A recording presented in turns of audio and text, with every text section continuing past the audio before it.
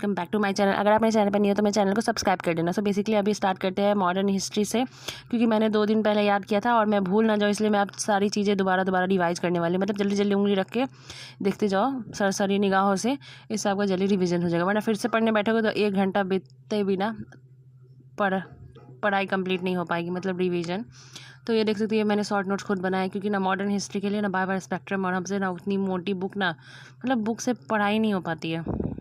कि बुक के नोट्स को जब तक पेज या कॉपी में नहीं लिखो ना, लगता है कि बुक ही कितना पढ़ना पड़ेगा बार बार, और हमको ना दूसरे के नोट से भी पढ़ा नहीं जाता और साथ ही साथ पीडीएफ से भी नहीं पढ़ा जाता। मतलब जब तक पीडीएफ में भी उसको अगर खुद से लिख ना लूँ तब तक याद ही नहीं रहेगा, ऐसा लगेगा सब कुछ छूटा हुआ, कुछ पढ़ा ही नहीं है। तो अभी मॉडर्न हिस्ट्री को एक बार रिवीजन करने के बाद, और आगे में जो मैंने 2 पेज लगाया था ना, उसमें सारे मेरे PYQ है, तो इसको उसके नोट्स बना, तो लास्ट में मैं उसमें बस लिख दूँगी, ताकि एग्ज़ाम के 2 दिन पहले ना बस वही देख के जाना पड़े। इतना सारा कौन देख के जाएगा, ऐसे लगेगा बार बार पढ़ ले।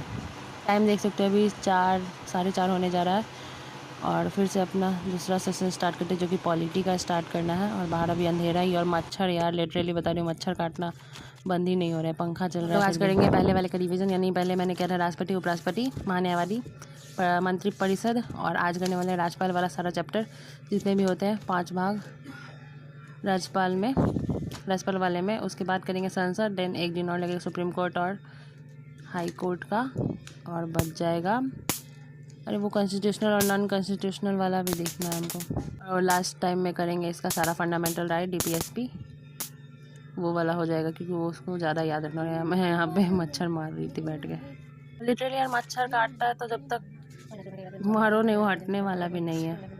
और अब लिटरली 15 दिन बचे हुए हैं, तो मैंने आपको बता दिया था 2011 से लेके, और आज ना मुझे एक ऐप मिला यार, मतलब उसमें ना सारे PYQ है, यानी 1979 से लेकर 2023 तक आप आराम से अटैम्प्ट कर सकते हो। मान लो अगर आपने 2011 का पेपर लगाया और आपने देखा कि बहुत सारा चीज़ें आपकी गलत हो गई है, और मान लो फिर आपने 2015 तक लगा लिया, फिर सोचा कि 2011 का पेपर लगाते, तो ऐसे ऑनलाइन देने में ज़्यादा ईजिली होता अकॉर्डिंग टू ऑफलाइन। मतलब ऑफलाइन आप दे सकते हो, लेकिन उसमें टाइम लगेगा, 2 आवर्स पूरा लेने पड़ेगा। और अगर आप ऐसे ही घूमते फिरते टहलते आराम से ऑनलाइन दे सकते हो। मतलब मैंने बहुत रिसर्च किया तब जाके मुझे वो ऐप मिला है, मैं आपको बता दूंगी।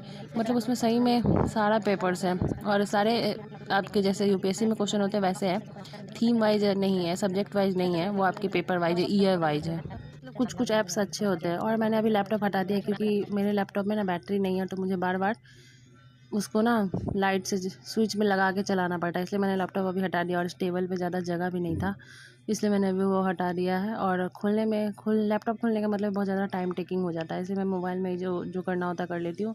आई थिंक लैपटॉप से अच्छा टैब ही था लेने का। और आप लोगों से बहुत लोग पूछते हो PW का बैच लेने पे क्या फ़ोन लैपटॉप में ज़रूरी है? ज़रूरी नहीं है, आप तो फ़ोन में भी आराम से एक्सेस कर सकते हो। लैपटॉप है तो अच्छी बात नहीं है, तो वही है लैपटॉप में कि आपका मतलब एक बार आप जहाँ पे भी रजिस्टर करोगे ना तो वहाँ हट जाता है, मेरा बार हट जाता है, इसलिए मैंने अभी लैपटॉप से छोड़ दिया। और लैपटॉप में बहुत ज़्यादा टाइम लग जाता है, और नेट भी जल्दी जल्दी लगता है। तो मैंने पहले सोचा था कि मैंने टेस्ट ना दोबारा जो टेस्ट दूंगी तो लैपटॉप पे ही दे दूंगी, बट अभी तो उतना टाइम नहीं है, तो 15 दिन बचे हैं, मुझे जल्दी जल्दी पेपर 2 बार लगाने हैं, 2011 से लेकर 2023 तक। अभी मैंने 2014 का कल लगाया था, एक एक दिन गैप करके लगा रही थी, इसलिए जल्दी में भी ख़त्म हो जाए।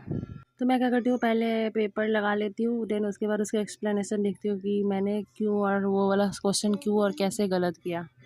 तो मैंने एक्सप्लेनेशन जिस सर की वीडियो से देखा, सर बोल रहे थे अभी PYQ को आप जितना बार देखोगे उतना बार आपके दिमाग में उसको लेके न्यू आते रहेंगे कि कैसे सॉल्व होगा। उसके बाद मैंने नहाया धोया पूजा किया, उसके बाद मैं खा रही थी, तो थोड़ा सा एक सीरीज़ देख रही थी, मतलब एक्सप्लेनेशन होता है ना मूवी।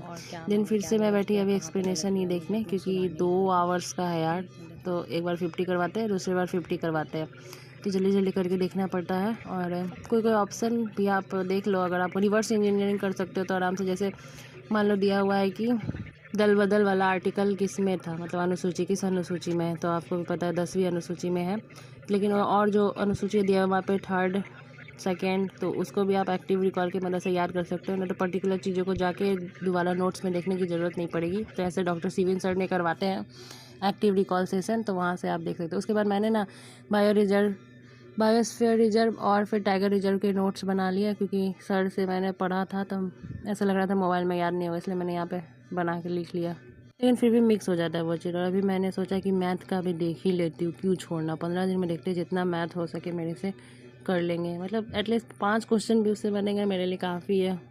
अगर कॉम्प्रिहेंशन में कुछ 1 2 3 4 गलत भी हो जाते हैं तो उधर थोड़ा सा में आ जाएगा। और साथ ही पहले तो मुझे 10 11 12 आ रहे थे कॉम्प्रिहेंशन में, और मेरे 18 आ रहे थे, मुझे उसको 25 तक लेके जाना ही है किसी भी हाल में।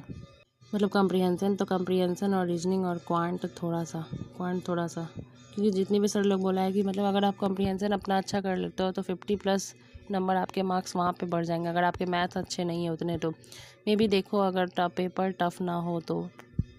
अगर मान लो इस बार का पेपर टफ भी नहीं रहा है ना, तो ये गर्मी उस पेपर को और टफ बना देगी। मतलब इतना जो हीट वेव चल रहा है, हीट स्ट्रोक चल रहा है, आज फिर भी लिटरली ठीक है। कल तो 37 डिग्री था पारा, और आज यहाँ पे थोड़ा सा कम है, क्योंकि ये साइड दार्जिलिंग के इलाके में है तो उतना गर्मी नहीं पड़ता है, लेकिन फिर